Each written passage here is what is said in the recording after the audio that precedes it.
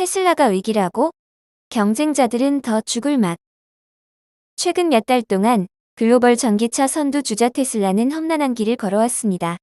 지난 1월 홍해 사태로 인한 공급 차질로 베를린 인근의 대규모 공장에서 대부분의 생산을 중단했죠. 중국 내 점유율도 하락했습니다. 세계 최대 전기차 업체로 등극한 중국의 비아디는 저가 공세를 통해 작년 말 테슬라를 제치고 중국 시장 점유율 1위를 기록했습니다. 테슬라는 지난 1분기에 39만 대 미만의 자동차를 인도했다고 지난 2일 발표하면서 또 한 번 큰 위기를 맞았습니다.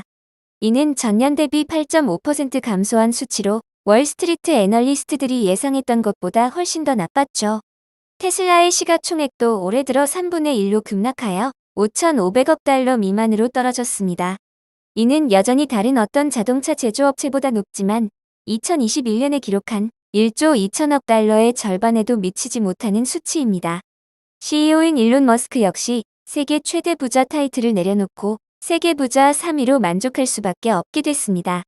다만 테슬라만 이 같은 위기에 봉착했다고 생각하면 큰 오산입니다.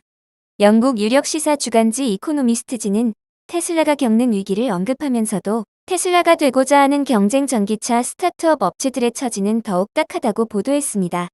이코노미스트는 한때 테슬라의 후계자로 주목받던 5개 업체를 꼽았습니다. 이 중 2007년에 설립된 루시드 모터스와 2년 후 탄생한 리비안의 시가총액은 한때 각각 900억 달러, 1,500억 달러를 기록하기도 했습니다. 중국의 리오토, 리오 엑스펑 등 스타트업들도 성장세가 매서웠죠. 이들 비고 전기차 스타트업들의 시가총액 총합은 2021년 말 기준 약 4천억 달러에 육박했습니다. 지금은 사정이 다릅니다. 현재 이 5개 기업의 가치는 690억 달러에 달하며 하락했죠. 기타 군소 스타트업들의 상황도 녹록치 않습니다. 8년 된 미국 회사인 피스커와 5년 된 중국 회사인 하이파이는 생산을 중단할 정도입니다. 작년에 고급 전기차 11대를 겨우 판매한 패러데이 퓨처는 파산 위기에 처해 있습니다. 전기 픽업 트럭과 SUV를 만들기 위해 2018년에 설립된 미국 스타트업인 로드스타운은 2023년에 파산했습니다. 이들 업체들의 수익성이 악화된 것은 규모의 경제를 달성하기 어렵기 때문이라고 업계는 보고 있습니다. 자동차 사업을 통해 수익을 내기 위해서는 여전히 연간 50만 대의 자동차를 생산해야 하는데 신생업체들은 테슬라와 같이 대량 생산 기반이 미비하다는 요지입니다.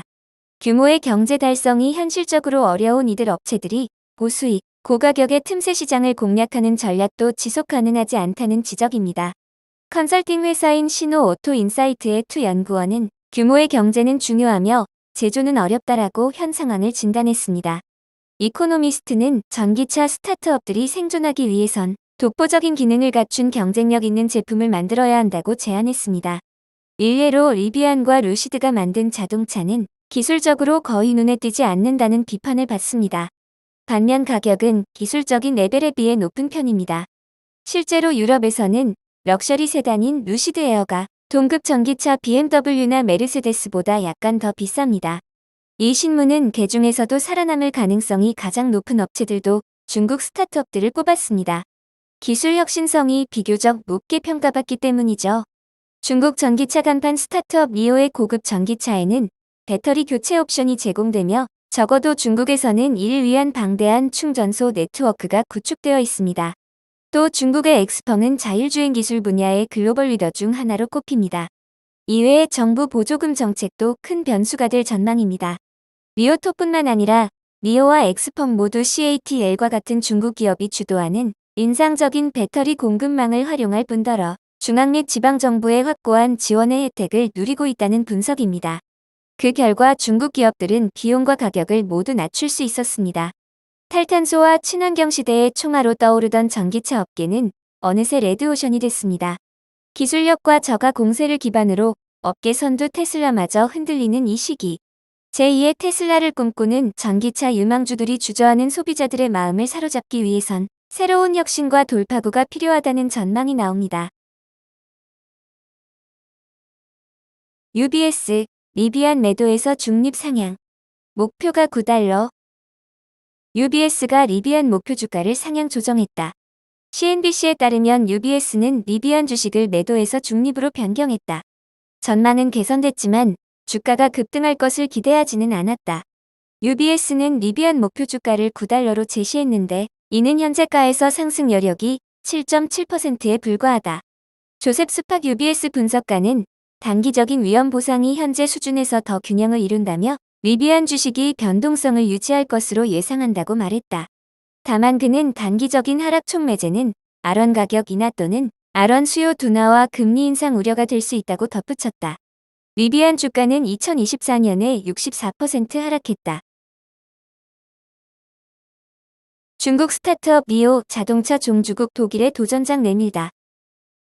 지난주 독일을 뜨겁게 달군 뉴스는 중국 자동차 기업 니오의 소식이었다.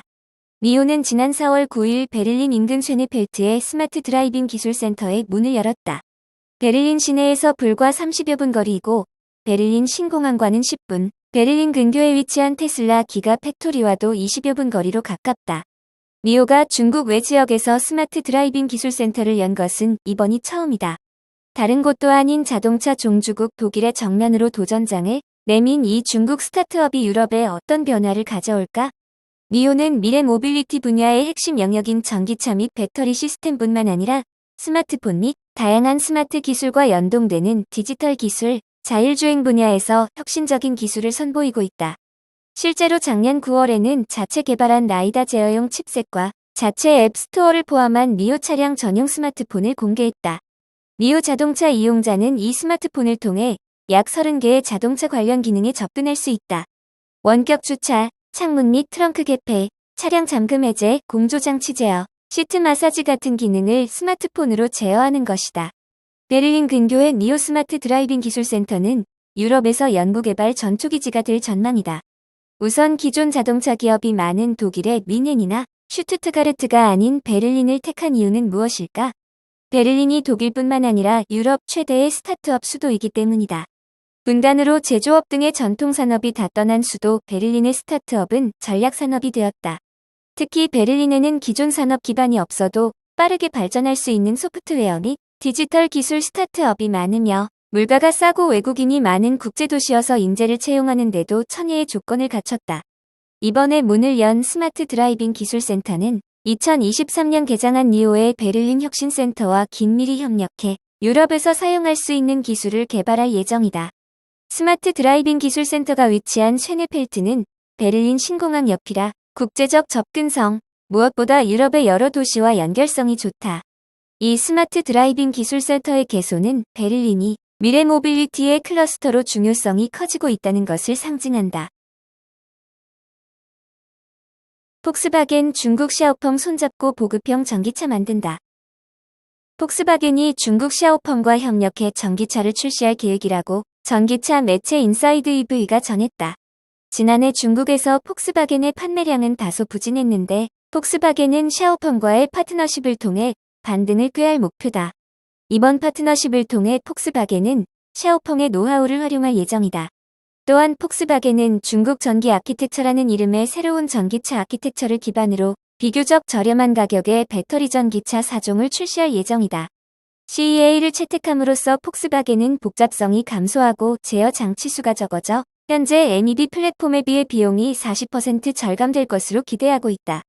아울러 오는 2026년 출시될 4개의 엔트리급 전기차 외에도 샤오펑의 아키텍처는 공동 개발 중인 중형 폭스바겐 전기차에도 탑재될 예정이다.